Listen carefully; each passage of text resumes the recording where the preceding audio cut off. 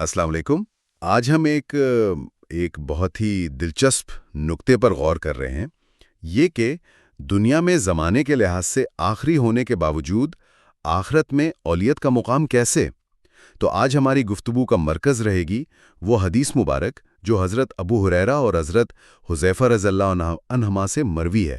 یہ صحیح مسلم میں ہے، حدیث نمبر 856۔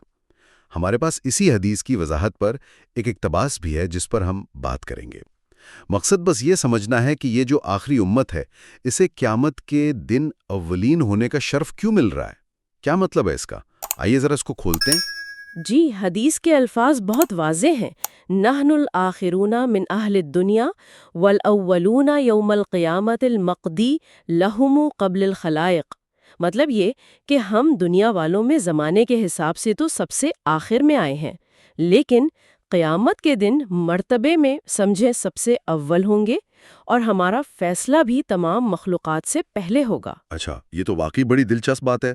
زمانے میں آخری مگر مرتبے میں پہلے، یہ تو ترتیب بالکل الٹ سی لگتی ہے۔ اس کی کوئی خاص وجہ؟ محمدیہ کو ملی ہے نبی آخر الزماں حضرت محمد صلی اللہ علیہ وسلم کی نسبت کی وجہ سے۔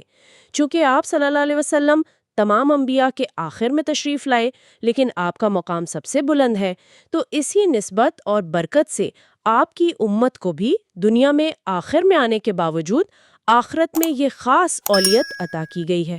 اچھا، تو یہ جو اولیت ہے یہ صرف پہلے ہونے کو نہیں کہتے، مطلب اس کے کچھ خاص پہلو بھی ہیں جیسے آپ نے فیصلے کا ذکر کیا۔ بالکل بالکل، یہ صرف ایک عمومی بات نہیں ہے۔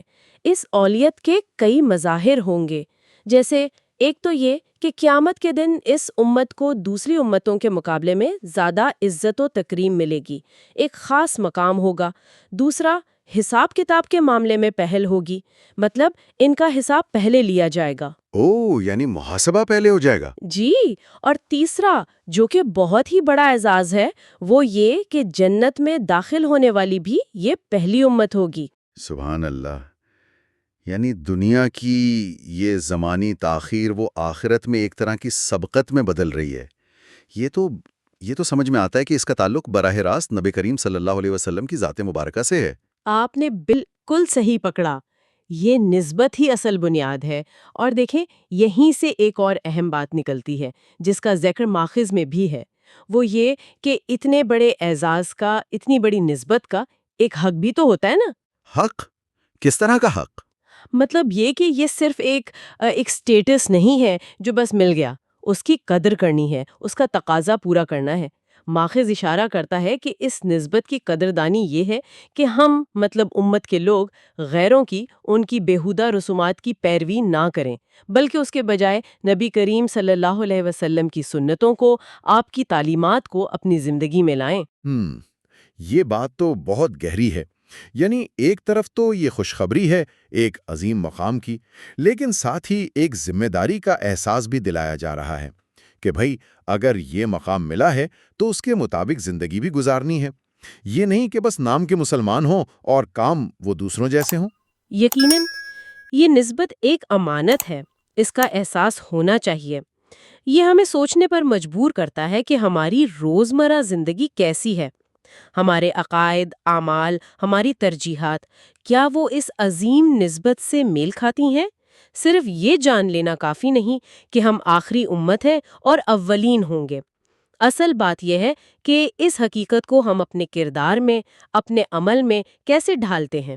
تو آج کی بات چیت کا خلاصہ اگر کریں تو یہ ہوا کہ امت محمدی کا دنیا میں آخری ہونا دراصل آخرت میں اس کی اولیت کی وجہ بنتا ہے، اور یہ اولیت فیصلے میں، جنت میں داخلے میں اور مجموعی عزت و تکریم میں نظر آئے گی، اور یہ سب کچھ نبی کریم صلی اللہ علیہ وسلم کی نسبت کا فیض ہے۔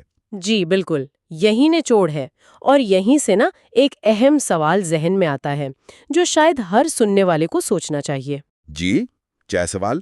وہ یہ کہ جب ہمیں یہ معلوم ہو گیا کہ امت کو مجموعی طور پر یہ مقام حاصل ہے، تو پھر انفرادی طور پر میں اور آپ، ہم سب اس احساس کو اپنے عمل میں کیسے اتاریں؟